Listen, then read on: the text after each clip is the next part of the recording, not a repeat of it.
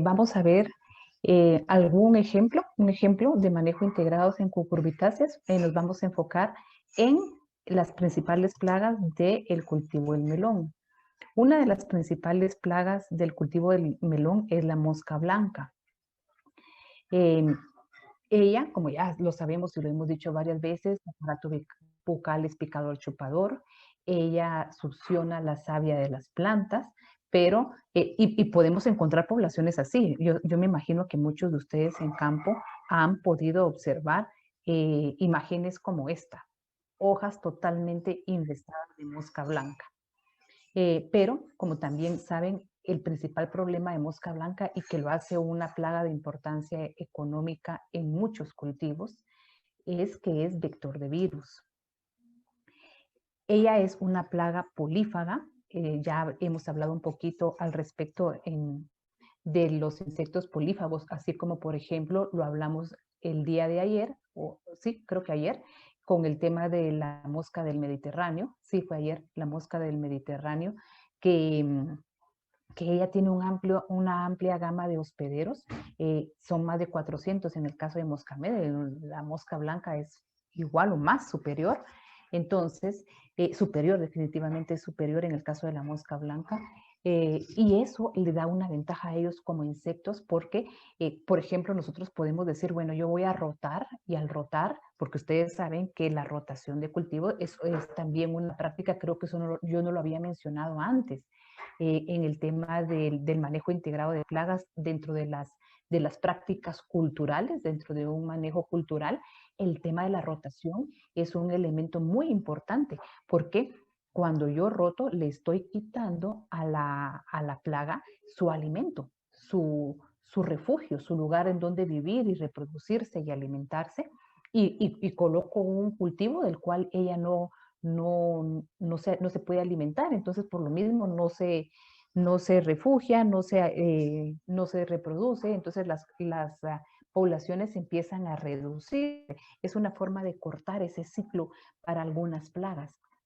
Pero en el caso de las plagas polífagas, yo le quito uno y quizás ella tiene otro hospedero que yo esté colocando, o que en algún lugar, algún vecino, algún productor vecino tiene entonces es mucho más difícil el emplear este tipo de prácticas para el control. Y para cortar esos ciclos. ¿Por qué? Porque son polífagas. Entonces, esta característica llega a ser una característica que les da un beneficio muy grande para poder seguir aumentando su reproducción. Simplemente lo que hacen es una pequeña migración de un cultivo a otro. Pérdidas por mosca blanca.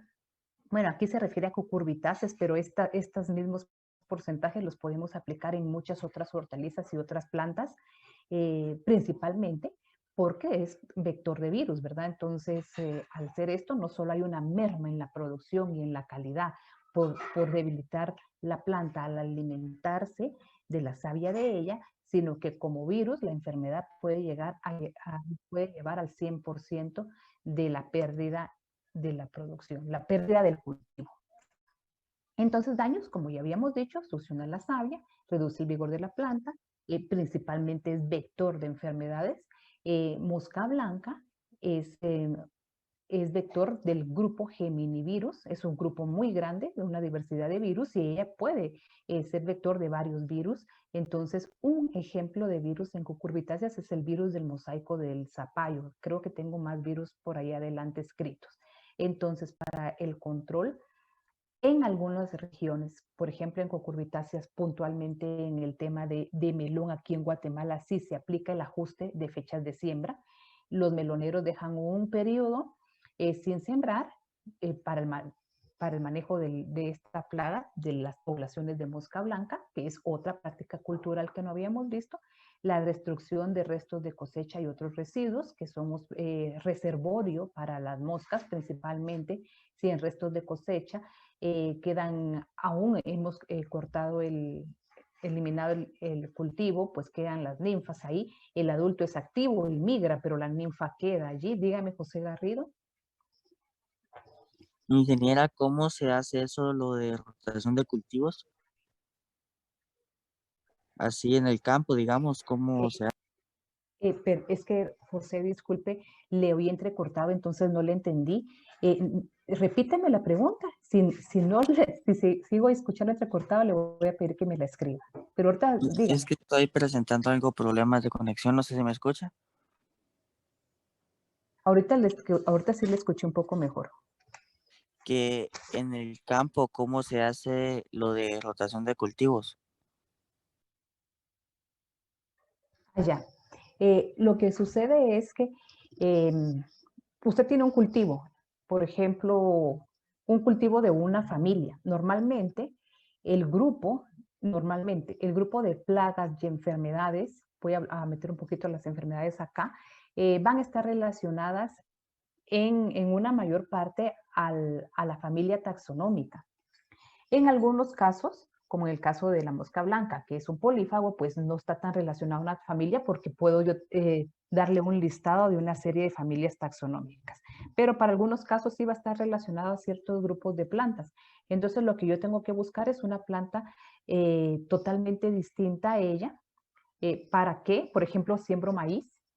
Eh, Luego yo puedo rotar con una planta o con una planta que sea distinta taxonómicamente. Después de sembrar maíz, recojo el maíz y puedo sembrar papa, por ejemplo. Entonces, de esta forma yo rompo el ciclo de algunas plagas y enfermedades. ¿Por qué? Por lo mismo que yo le digo, están muy relacionadas a un grupo de plantas. Eh, eh, claro que se va a aplicar más a estas que son un poco más específicas. En el tema de las polífagas, y lo mismo va a suceder con algunas enfermedades que pueden afectar a una amplia gama de cultivos, pues allí no es más difícil y este tipo de control o preventivo pues no sirve tanto. Pero esa es la idea, que ellas van a estar relacionadas, en el caso de la mosca blanca no es así, tenemos un listado taxonómico, pero van a haber otras plagas que sí puedan tener una mayor preferencia por un grupo taxonómico, un cierto grupo de plantas o de familia taxonómica. No sé si quedó, ahorita voy Naidelin, no sé si quedó claro ahí, José.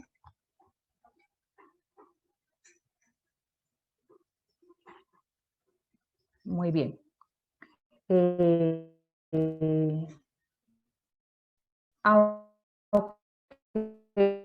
José,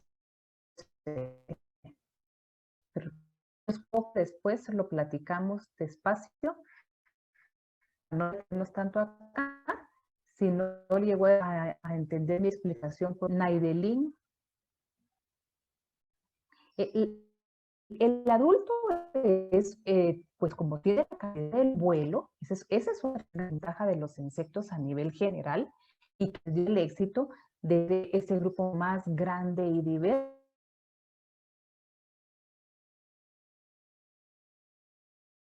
a donde quiera. Por un lado, a eso sumémosle que es un insecto muy pequeñito, entonces estos insectos pequeños también son favorecidos por el viento, porque el viento los ayuda a dispersarse más allá de su capacidad.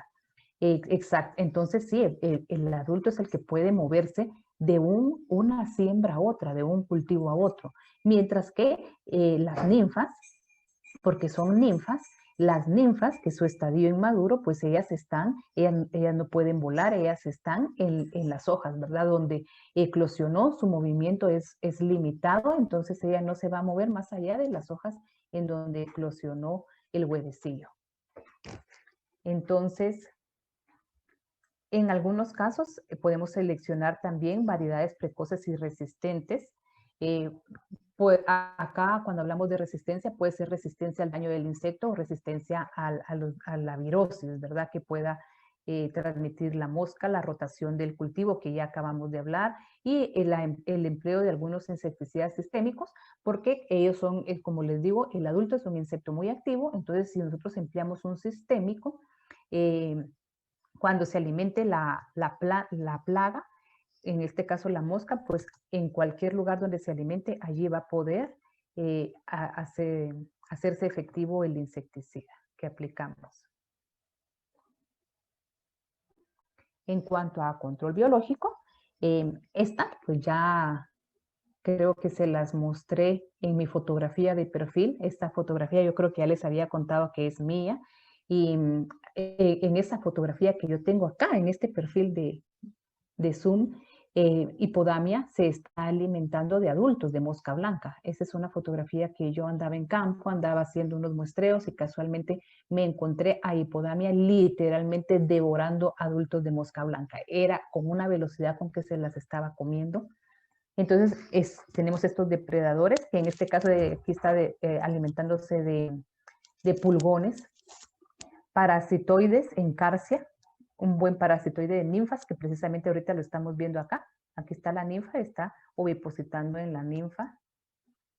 Algunos entomopatógenos como Beauveria baciana, muy efectivo para el control de la mosca blanca. Siempre, como ya hablamos en el tema de control químico, el manejo de las aplicaciones de los entomopatógenos en tema clima, ¿verdad? Para que sea efectivo el tema de la cadena de frío, el manejo en sí, todo el manejo, toda la logística del manejo de los entomopatógenos. Otra plaga de importancia, el pulgón o los áfidos, que ya vimos en la diapositiva anterior a hipodamia alimentándose de áfidos también, donde muestreamos, donde lo buscamos en el embés de la hoja, principalmente. Muchos insectos nosotros cuando hacemos muestreo en campo los vamos a buscar en el embés de la hoja, porque ellos allí están refugiados, ahí tienen su alimento, se refugian de los fuertes rayos del sol o se refugian de la lluvia, se refugian pues de enemigos naturales, del viento, entonces allí los podemos encontrar. Lo mismo, es un picador chupador, entonces succiona la savia de la planta. Ya habíamos visto en otros, creo que en otras presentaciones, que ellos excretan mielecilla que da lugar a la formación de un hongo que no es fitopatógeno, que la solo se empieza a desarrollar en sí la hoja planta y el daño que le hace a la planta es que como es invasor, digámoslo así, en todo la hoja, entonces impide que se dé al 100% la fotosíntesis en la planta. Entonces, esto va a afectar la calidad del rendimiento en sí de la planta. Esto es, nuevamente, pulgón o áfidos de importancia económica en cucurbitáceas porque es vector de virus, como el mosaico del pepino. Entonces, aquí ya tenemos dos insectos muy importantes, principalmente por ser vector de enfermedades, mosca blanca y áfidos por ser vector de virus. Entonces, para el control, variedades resistentes, uso de barreras vivas o físicas. Lo mismo, este uso de barreras vivas o físicas no solo es para melón áfido, sino que mosca blanca también.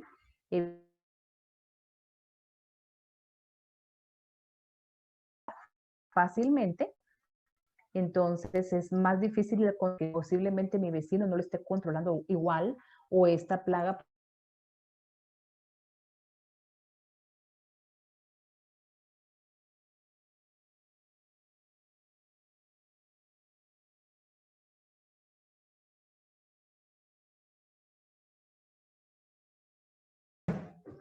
ya regresé.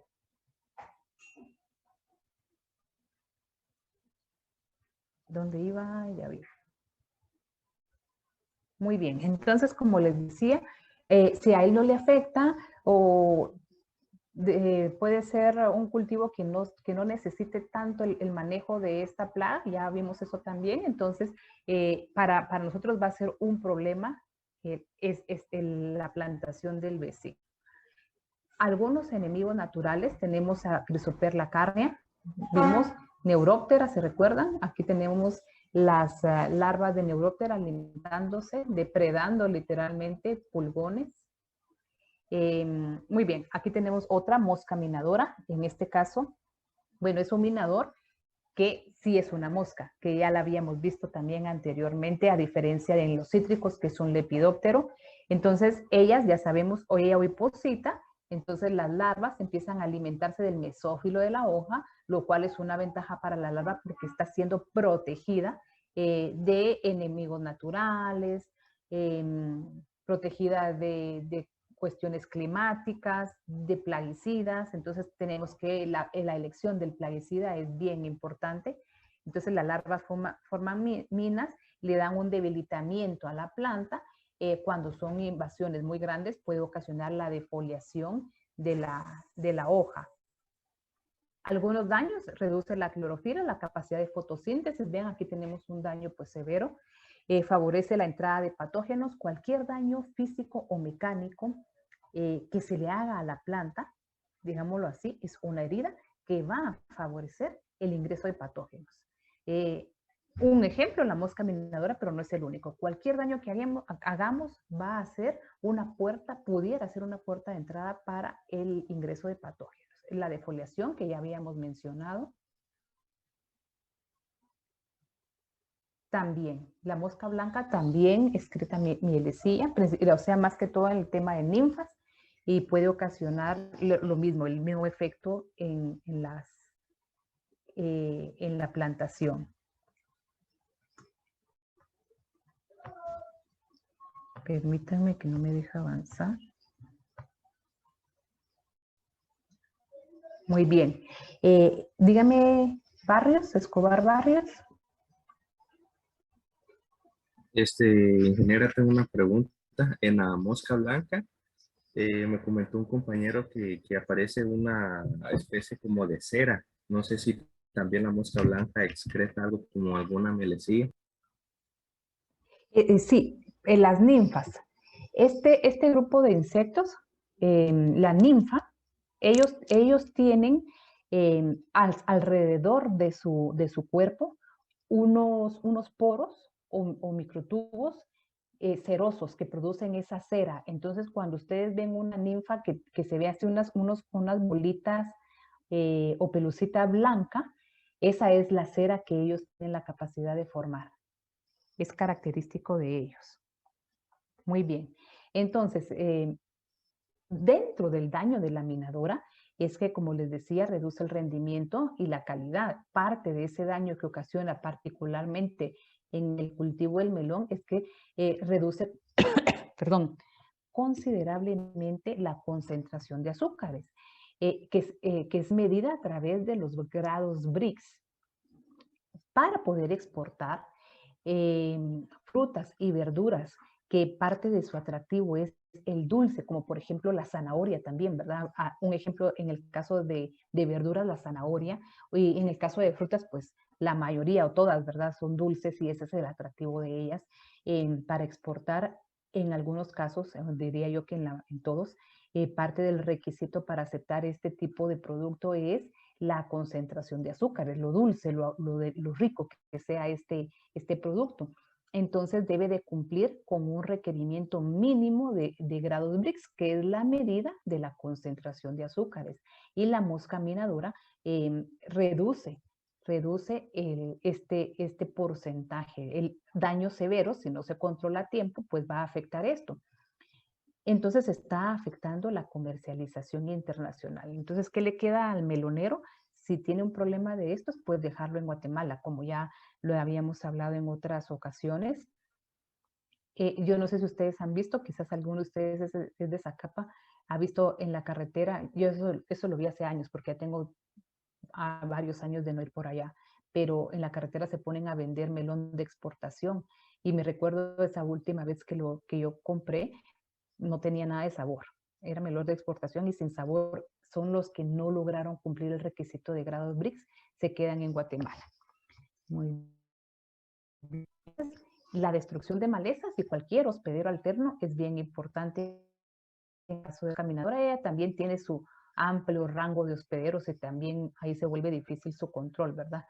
Destrucción de restos de cosecha. Supongamos que tengo mis restos de cosecha y no lo destruyo, pues la larva ahí se va a seguir alimentando. Uso de trampas amarillas. Aquí tenemos el ejemplo de las trampas amarillas.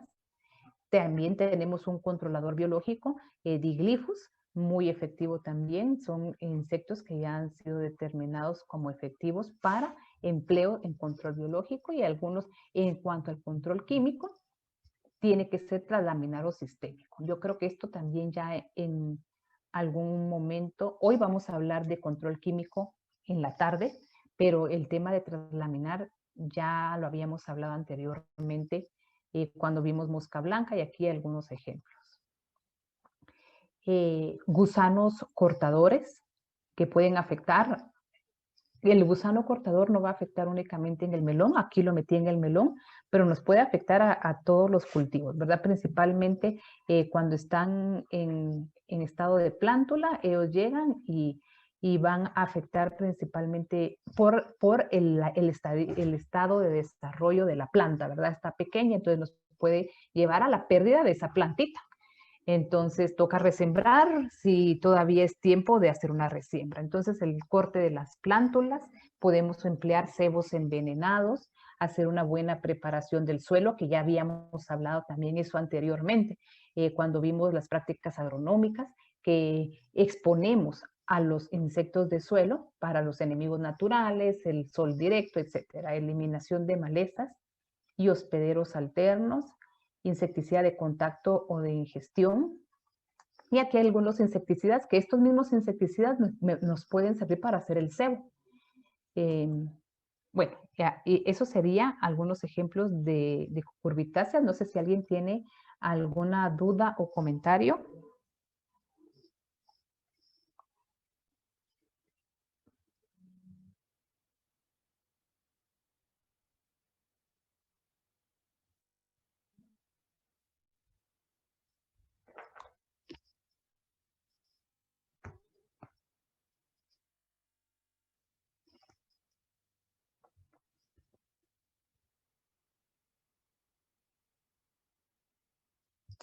Eso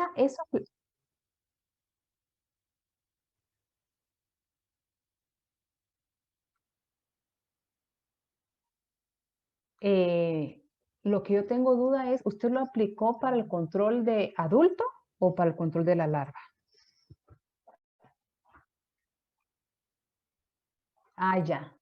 Eh, el extracto de ajo es bueno, es un buen repelente. Ahora la pregunta es, ¿cómo utilizó ese ajo? ¿Usted lo preparó? Ah, ya. Ah, ya. Bueno, en el mercado hay algunos productos que ya están hechos de extracto de ajo. Muchos productos de extractos botánicos ya están en el mercado, digámoslo así, ya preparados, y que son pues mucho más fuertes, más concentrados, entonces van a tener un mejor efecto. Ahorita el único que se me viene a la mente es uno que se llama Bralic, no sé si ustedes lo han escuchado. Ese producto químico es esencialmente un extracto de ajo ya preparado. Entonces, sería interesante probar, mire, cuando usted hace esas pruebas, lo ideal es probar en un par de surcos, porque si deja todo el cultivo, dependiendo de esto, puede llegar a suceder eso, ¿verdad? Que lo pierde todo. Entonces va haciendo sus pruebas, elige un par de surcos y ve cómo se manifiesta la plaga, ¿verdad? Si está controlando bien. Entonces usted hizo una mezcla, usted maceró el ajo y lo mezcló con, ¿qué me dijo? Con aceite. Ah, ya. La fórmula pues no está mal.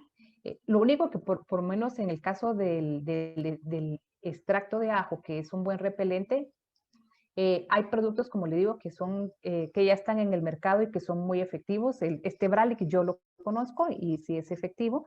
El tema de jabón potásico también le puede servir. Esos productos son de contacto también, ¿verdad? Entonces habría que ver también cómo se aplicó. Otra cosa, eso es bien importante, por ejemplo, en su experiencia, yo no sé si estaba tratando de tener una producción orgánica, no sé si ese era el objetivo, pero cuando uno empieza a ver, y eso lo vimos en el manejo integrado de plagas, yo se los expliqué cuando expliqué en algún momento el manejo, les dije que va a llegar un momento en que la población está llegando a un punto en que yo ya no puedo seguir con técnicas agronómicas, eh, ni control biológico, sino que yo tengo que aplicar algo más efectivo y rápido para bajar la población, porque si yo no lo hago en ese momento, pierdo mi población, pierdo, perdón, mi producción o pierdo el cultivo. Entonces, cuando usted vio que eso se le estaba saliendo de las manos, porque yo sé que usted lo notó en algún momento, si no era una producción orgánica, usted ahí tenía que entrar con un químico. Ya no podía seguir contemplando eso porque todas estas prácticas extractos botánicos, todo. El extracto botánico sabe para qué es bueno. Si no es para mantener la población regular, me sirve para rotar. Pero agarrar solo extracto botánico y aún así no logro tener contenida la población, yo tengo que meter un químico. Y lo tiene que hacer porque si no, pasa lo que le pasó, que pierde la producción. Entonces, ahí al ver que no le estaba funcionando, tenía que meter un químico, baja la población y al bajar la población, usted sigue con sus aplicaciones de extracto de ajo, de la mezcla que usted hizo. Y sigue con eso, que eso no es nada malo. Y le iba a servir para poder, una herramienta más para tener la población controlada. Pero sí, ahí debió usted haber metido un par de aplicaciones de algún químico. Pienso yo que eso. Y puede sacarse de la duda más adelante y comprar el Bralic o cualquier otro extracto de ajo que ya vendan y hacer la comparación con lo que usted maceró, sienta el olor, si su maceración fue lo suficientemente efectiva o habría que buscar otra receta para comparar, ¿verdad? Eso también le recomiendo. Y así va haciendo uno su experiencia, ¿verdad? Y va uno eligiendo cuáles son los mejores productos. No sé si alguien tiene alguna otra duda o comentario.